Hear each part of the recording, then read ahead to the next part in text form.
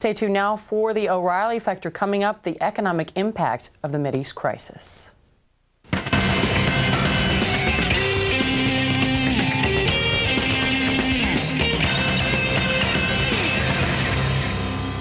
Hi, I'm Bill O'Reilly. Thank you for watching us tonight. Upon returning from Las Vegas, there was a mountain of mail, much of it about the war in the Middle East. Many Americans are taking sides. That's the subject of this evening's Talking Points memo.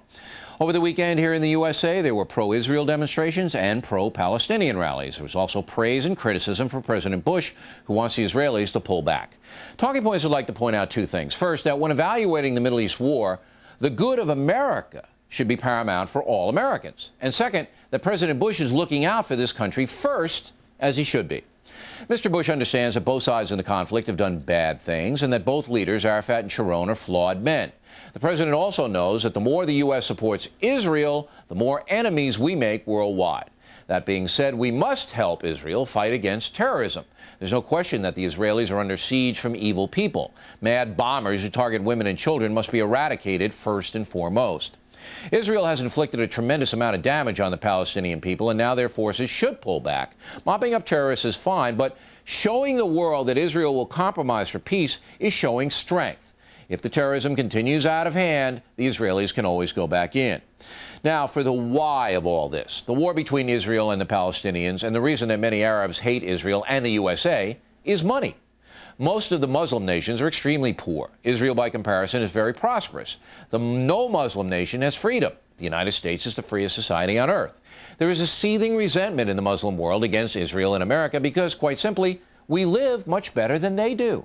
That resentment is fanned by the Arab governments, who have failed dismally in bringing prosperity to their people. So they blame their failure on Israel and the USA.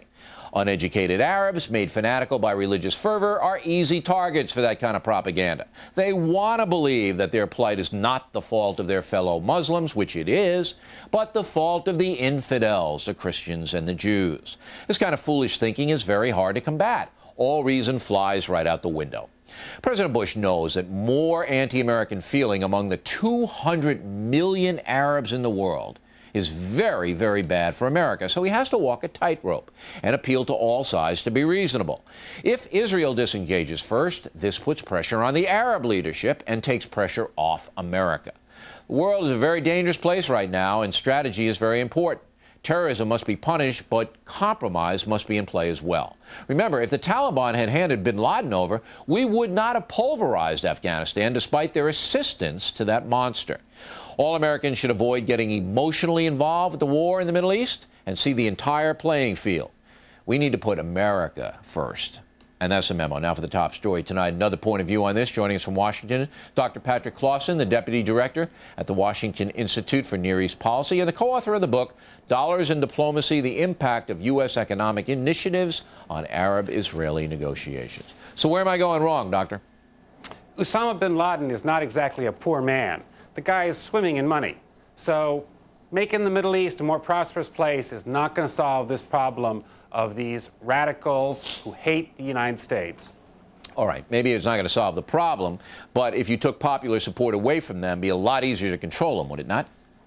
Sure, but the way to take away popular support is to stop all this incitement, this education which teaches these people that suicide bombing is good for the cause and that Western liberties are something to despise. That's the real problem. So how are you going to make that happen? Hate. I just told you that the Arab governments don't want to do that because their countries are so dismal, they want to blame us and Israel. And that's what they do. That's true, but the dismal aspect of those countries is primarily the repression, the lack of freedom, the democracy deficit in the Arab world. It's not a lack of prosperity. A place like Saudi Arabia is actually pretty prosperous. All right, let me tell you how prosperous Saudi Arabia is, Doctor.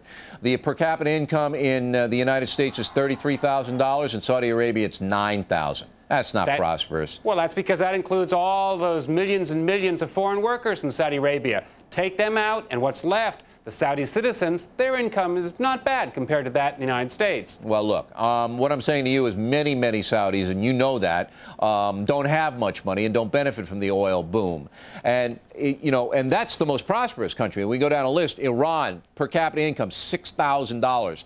Egypt, per capita income, $3,000. Come on. These governments have failed dismally. These Arab governments across the board are corrupt. They failed, and they blame their failure on Israel and America. And that's the crux of the problem.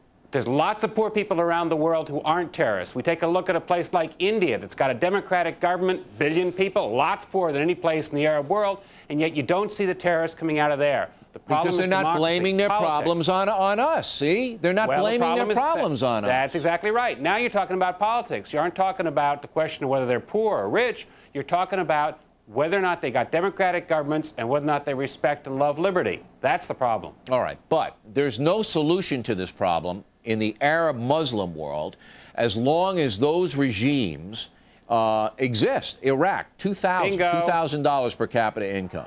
Get rid of the regimes. Don't make them more prosperous. You make them richer. You keep the same regimes in place. You're going to have a big problem. So you'd overthrow these guys? You tell President Bush to go in and overthrow these regimes? Or I tell President Bush to talk about democracy and the importance of human rights and to talk about American values in these countries. Well, who's going to listen to that? Who's going to listen to that when you got the mullahs saying that the great Satan, America and Israel's keeping you down? See, Doctor, you're pie in the sky. You cited Iran a moment ago. Iran's a good example. The Iranian people want to have liberties and freedoms. And those mullahs talk about, oh, you ought to follow the Quran. And most Iranians know the Quran is fully compatible with liberty. Then why don't they overthrow these fanatics? They'd like to, but well, why don't they do it then? Because that requires picking up arms against these guys, putting your life at risk. That's hard to do. Well, I mean, look, some help. If they were so liberty-seeking and all of that, which I don't believe for a second, I think most of these Muslims are just self-centered people who...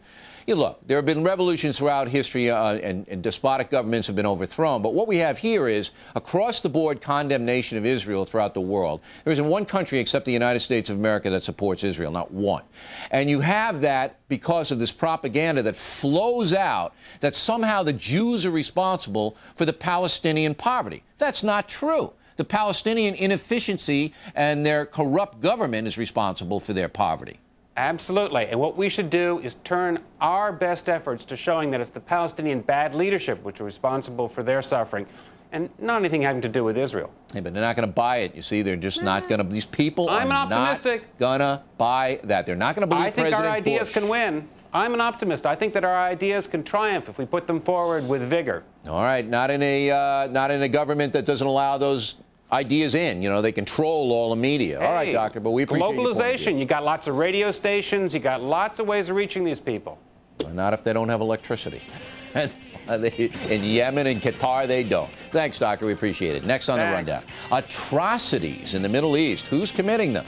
And later on this broadcast, Joycelyn Elders endorsing a very controversial book that discusses kids and sex. You're not going to believe this, ladies and gentlemen. Stick around.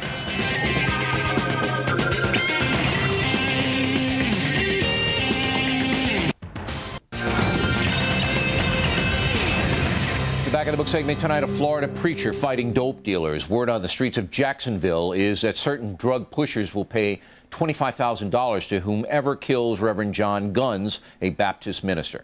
The Reverend has led marches and rallies against drug trafficking. He joins us now from Louisville, Kentucky, where he's preaching today. He'll be back in Florida later on this week. So, Reverend, you really teed some of these guys off, huh? What'd you do?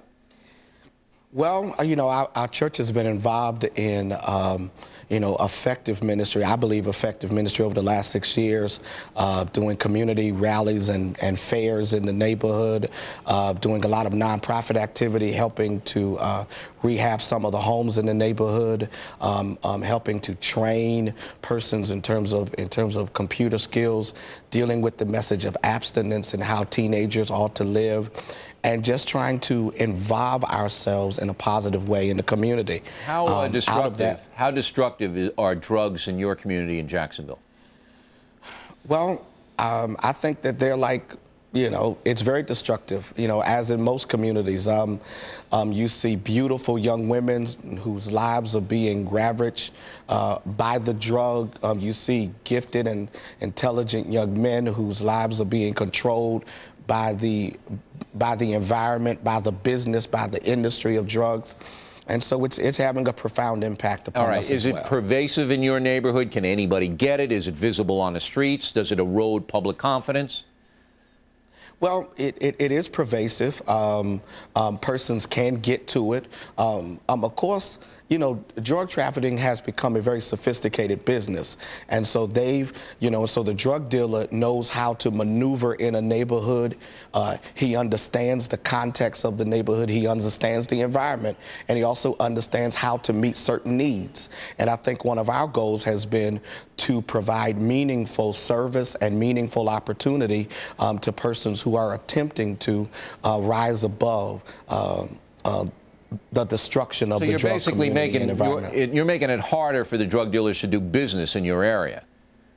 We're really trying. All right. You know, one of the things that we're now, yes, sir. No, I was saying, all right, so you're making it harder for the dope dealers, so that's why they don't like you. When was the first time you knew your life was in danger?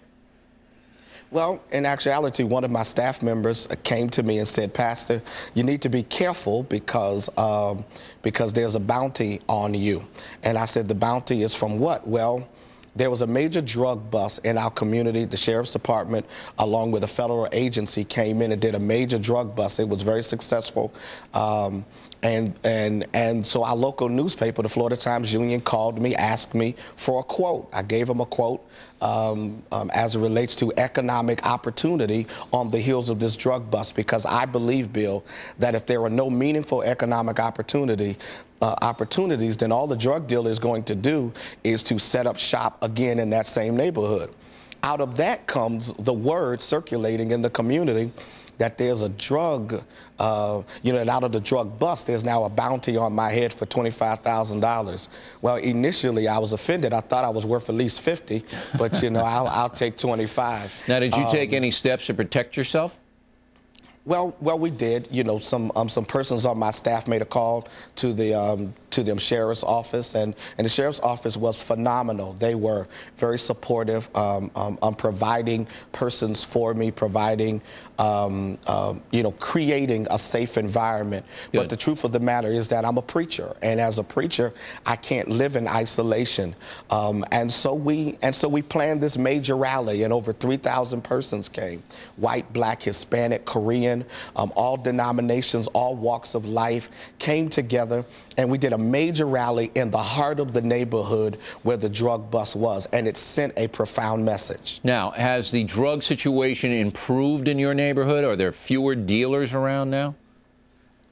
I think they're less obvious. I think that the drug bust created an environment where they didn't feel as comfortable. I think the other thing that's happened that's an extreme positive is that the community, Washington Estates, has really galvanized itself and become very energized. That's the key, isn't it? That's the key. That is the key. If all the neighborhoods and the communities say, look, no more of this, they're corrupting kids, they're the worst people on earth, and they all came together and cooperated with the authorities, there's a lot of eyes out there. Okay? Exactly. If everybody would do that, and not publicly, but very quietly. I mean, we applaud your courage, Reverend. You have to have a leader, and you're the leader.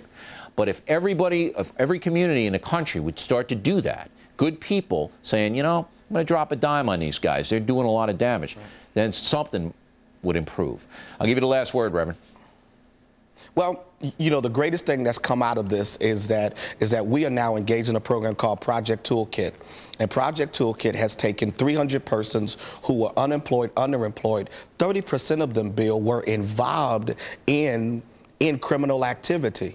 100 persons now are in training, GED, computer literacy, construction training, on-the-job training, learning a trade, and that's the key. The key is we've got to turn this into positive direction. Give them a chance in life, and they're more likely to reject the drugs. Hey, Reverend, we applaud you, okay? And if anybody ever gives you a hard time, let us know, okay? We'll help you out as much as we can. We appreciate it. Thank you.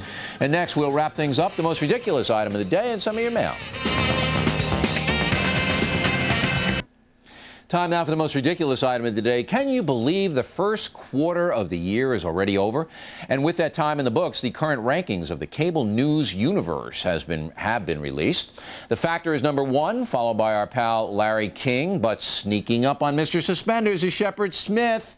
currently number 3. Hannity and Colmes, number 4. And Brit Hume, number 5. Fox has 4 out of the 5 top-rated news programs on cable. No wonder Fox News chief Roger Ailes was chosen by Electronic Media Magazine today as the most powerful person in television news. Ridiculous only if you work for our competition. And finally tonight, the Mail, plenty of opinion on the Middle East. Stephanie Ferguson, Newbury Park, California. Bill, Congressman Weiner is right and you are wrong. Negotiating peace can only work when both parties want peace. The Palestinians do not. Ron Miller, Honolulu. Bill, I agree with you. It's time for Israel to pull back and take a breather. Negotiations are the only hope over there. Sheldon Brodkin, Tucson, Arizona. Congressman Weiner has it right. Destroy the terrorists now. Ira Harris, Baltimore, Maryland. Weiner's analogy of Israel's war on terror to the USA's is completely wrong. Unlike Israel, America has not been occupying Arab territory for the past 35 years. About our program from Las Vegas, Eric Klobastis, Palatine, Illinois. Hey, Bill, very glitzy. I kept waiting for David Copperfield to appear. Joan Beasley, Parker, Colorado. O'Reilly, the factor from Vegas proved the movie Network was actually prophecy. People with O'Reilly hats and styrofoam fingers. Shame on you for lowering your standards further. Further, Miss Beasley? Jim Lively, Oak Hill, West Virginia. Bill, I caught the program from Vegas. Very good, but the most ridiculous item should have been your pink tie. That was salmon, Mr. Lively, okay? Kathy Henry, Birmingham, England. What? You don't gamble? Does the phrase all work and no play makes Bill a dull boy sound familiar? I admit it, Kathy, I am a boring guy. Delbert Lamson, St. John's, Arizona. Mr. O'Reilly, I like your stand on gambling. It promotes the get-something-for-nothing attitude that is already too prevalent in our society. Joanne Vargas, Las Vegas, Nevada. Mr. O, you call the stock market an investment? Now I'm questioning the no-spin zone. At least in Vegas, you can decide the risk you want to take and get results immediately, not be wiped out after years of patience. Christy Hyde, Baltimore. As a child growing up in Vegas, I was not entertained. As I sat watching my parents gamble away all our money, I was not amused when we lost our house when I was 10 years old. Eric Moody, Merritt Island, Florida. Bill, in a recent New York Times article about Donahue's new show, you are branded a conservative, but Donahue is described as being known for his support of liberal causes. Why the different spin? Excellent question, Mr. Moody. The answer is that most TV writers are liberal thinkers and feel that branding someone a right-winger lessens that person's credibility. That's why they do it. But the most egregious example of all is not Phil Donahue, it's Bill Moyers. He has a new program, and I have yet to see him described as a liberal in any mainstream publication. That's because the writers don't want to limit him at all. It's very interesting. And so is our website interesting, www.foxnews.com/O'Reilly. Got my column for WorldNetDaily.com on there about President Bush and all the unbelievable problems the guy has to face right now. Also, we have, well, I hesitate to mention the factor gear since the woman was so teed off about it, but it is pretty nice to walk around with it. And how about emailing us with some pithy comments? O'Reilly@foxnews.com, O'Reilly@foxnews.com. Name and town. Keep it pithy. If you wish to opine. All right, there we go. We have that down solid. That is it for us today. As always, we thank you for watching The Factor. I'm Bill O'Reilly. Hope to see you again next time. And remember, the spin stops here.